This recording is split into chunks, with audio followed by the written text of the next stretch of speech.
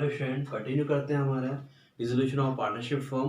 तो question number first ही किया हुआ था हमने, आज हम क्वेश्चन नंबर थर्ड करते हैं। सेकंड सिमिलर है फर्स्ट के, आप ट्राई करना, नहीं आना तो मैं कराऊंगा आपको। सबसे पहले यहाँ पे हम लिखते हैं हमारी सारी की सारी असेट्स, वो भी बुक वैल्यू पे, लैंड एंड बिल्डिंग। तो लैंड बिल्डिंग अकाउंट सबसे पहले लिखता हूँ मैं 52,000। ओके, फिर टू स्टॉक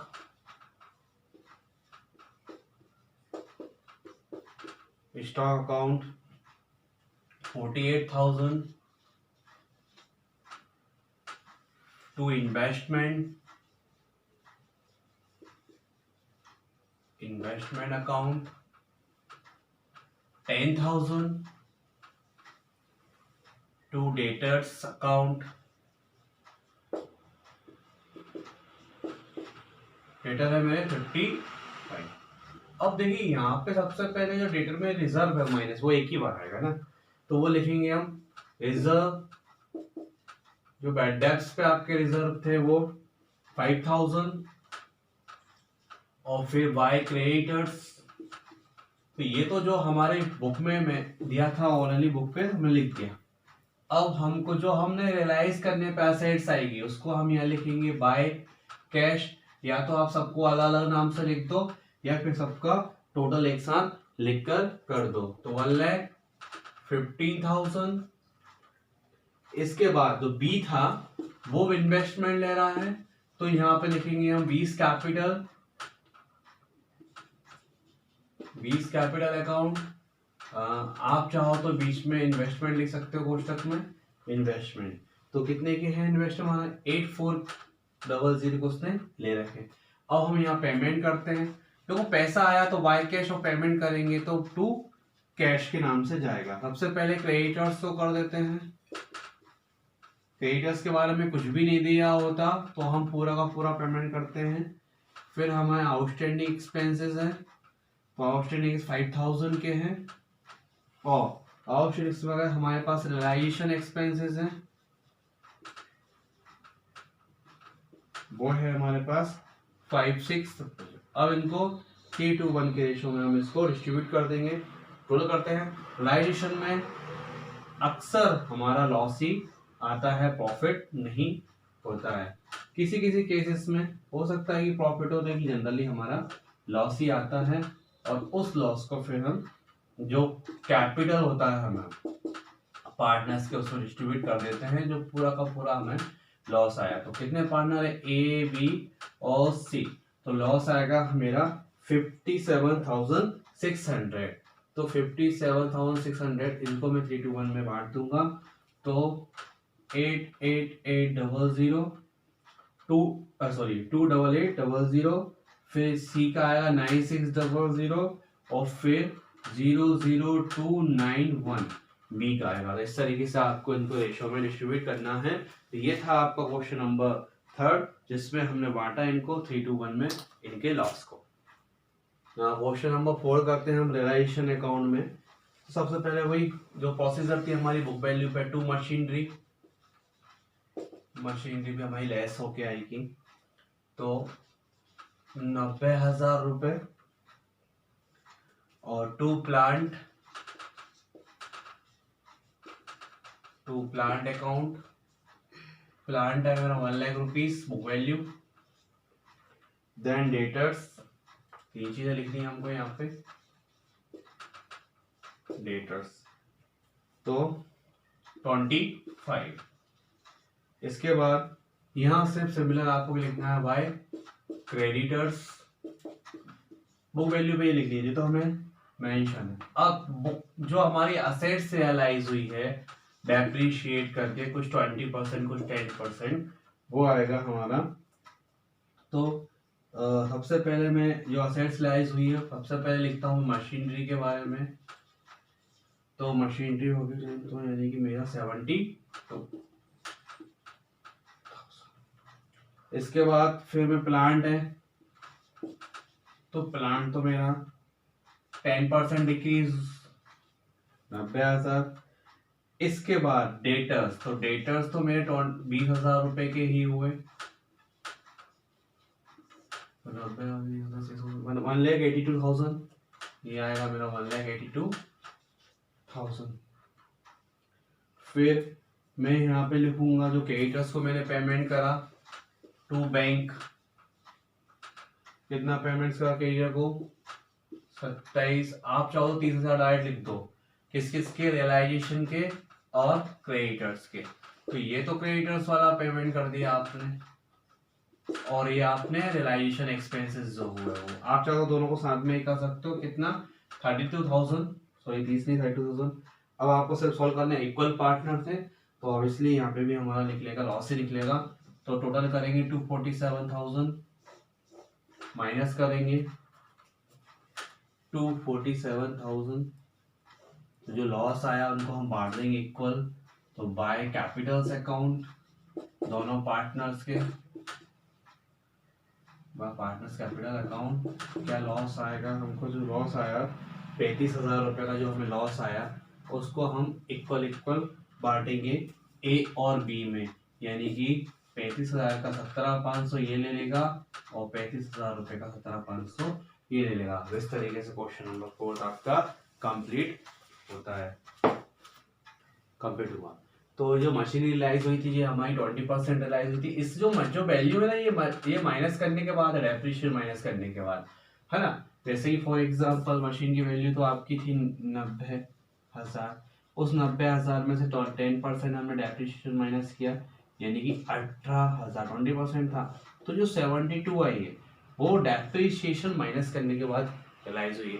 नेक्स्ट क्वेश्चन करते हैं हम ना, क्वेश्चन नंबर 5 करते हैं। तो सबसे पहले बुक वैल्यू पे साइज से लिख लेते हैं हम लोग। To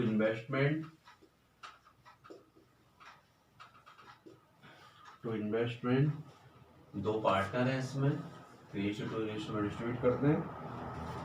to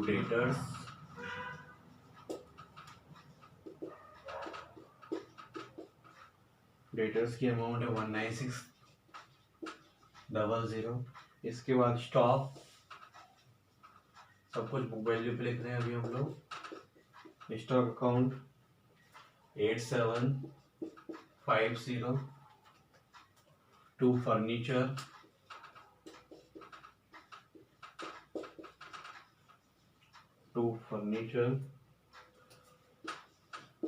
2500। टू बिल्डिंग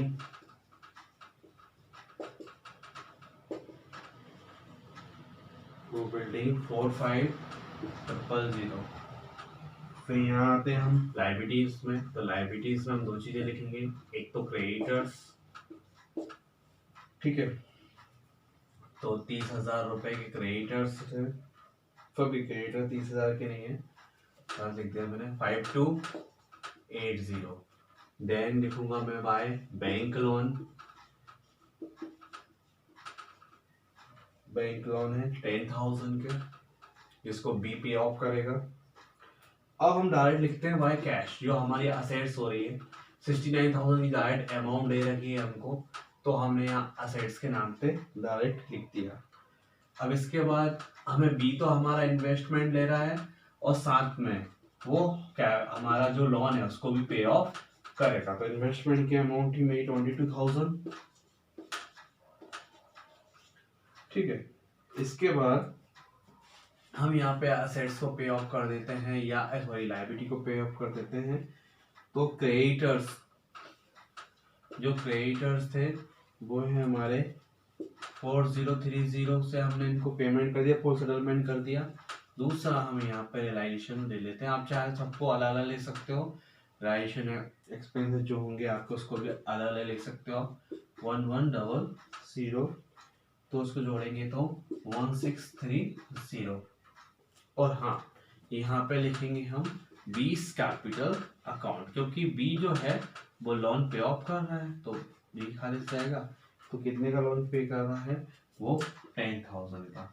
अब हमें इसका आंसर निकालना है, रोल करेंगे तो 08721 तो यहाँ पे भी आएगा 1127 6780 ये माइनस कर देंगे ये वाली अमाउंट, तो जो लॉस आएगा वो पार्टनर्स कैपिटल्स अकाउंट में डिस्ट्रीब्यूट कर देंगे, जो भी हमारा लॉस आएगा, यानी कि 6500 का हमारे पास लॉस आया, तो इनको हम 32 में डिस्ट्रीब्यूट कर देते हैं, तो 2600 आएगा, तो 26 ये आएगा इनका 3900। तो ये हुआ आपका क्वेश्चन नंबर 5। ना क्वेश्चन नंबर 6 करते हैं, बहुत सिंपल क्वेश्चन है, इसमें हमें रिलाइजेशन अकाउंट बनाना है और पार्टनर्स कैपिटल अकाउंट बनाना है, बहुत ही सिंपल क्वेश्चन है हमारा।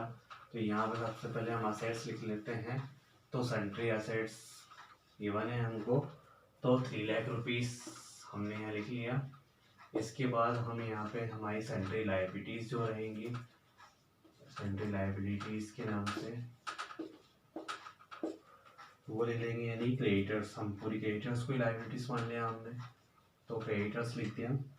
इसके बाद हम ये लिखेंगे यहाँ पे वाई कैश अकाउंट, मतलब कितना हमारी एसेट्स रियलाइज हुई है, तो वो हुई है 2,06,000 रुपए की। इसके बाद हमने क्रेडिटर्स को पे ऑफ किया है, एक तो हमने किस किस को पेमेंट किया है, क्रेडिटर्स को, और दूसरा हमारा रियलाइजेशन एक्सपेंसेस है, हाँ। तो क्रेडिटर्स को पेमेंट किया हमने 30,000 रुपये का पूरा का पूरा, और 6,000 रुपये हमारे, वो तो कुल मिला के हमने कितना पेमेंट किया, 36,000 रुपये टोटल लगा लेते हैं, तो टोटल आया 3,36,000 रुपये। इसमें से माइनस करना है हमको 3,36,000 रुपये, तो 1,00,000 रुपये का 2,36,000 माइनस करेंगे तो 1,00,000 रुपये का हमारे पास क्या है, क्या लॉस हो गया। तो पार्टनर्स जो कैपिटल अकाउंट में जाएगा, और जो सुरेश और महेश है वो कैसे पार्टनर, इक्वल पार्टनर है सुरेश और महेश, तो इनको कितना कितना जाएगा, 50,000 रुपये, सिंपल है। इसके बाद डायरेक्ट 326 करेंगे। इसके बाद इनकी कैपिटल अकाउंट बनाते हैं, सिंपल है, बाय बैलेंस बी, डायरेक्ट इनकी कैपिटल लिख दो, जो भी कैपिटल है 1,20,000 रुपये और 1,20,000, ये तो हम बना चुके हैं पार्टनर्स। और फिर क्या करना है आपको, जर्नलिज्म बांट देंगे, इक्वल पार्टनर है, इसमें चाहे तो आप डेट का ऑप्शन भी मर्ज कर सकते हैं। जर्नलिज्म हमने डिस्ट्रीब्यूट कर दिया, तो 18,500 और 8,000 जर्नलिज्म की अमाउंट एक मुझे चेक करनी है, डिफरेंट नहीं आ रही है,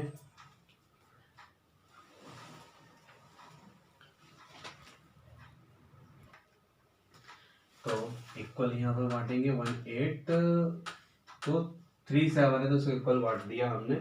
और जो हमें लॉस हुआ, तो रियलाइजेशन एक्सपेंसेस, रियलाइजेशन अकाउंट में 50,000 रुपये का हमें लॉस हुआ, यहाँ हमें 50,000 रुपये का लॉस हुआ।